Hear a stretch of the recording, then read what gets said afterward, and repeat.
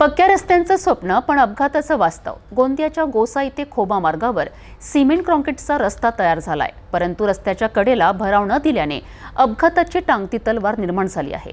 कंत्राटदाराचा हलगर्जीपणा आणि प्रशासनाची गप्प भूमिका या दोघांमुळे आता गावकऱ्यांचे जीव धोक्यात आलेत आहे। पाहूया प्रतिनिधी साहिल रामटेके यांचा हा ग्राउंड रिपोर्ट।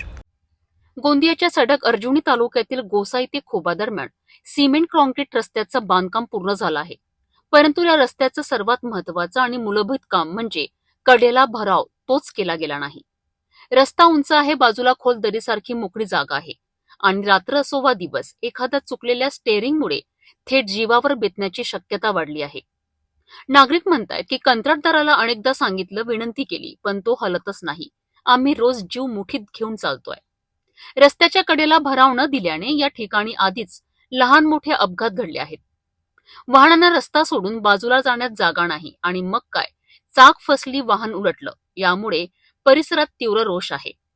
प्रशासनाकडे वारंवार मागण्या झाल्या तरी पंचायत, ग्रामसेवक, कंत्राटदार सगळेच मौनव्रती।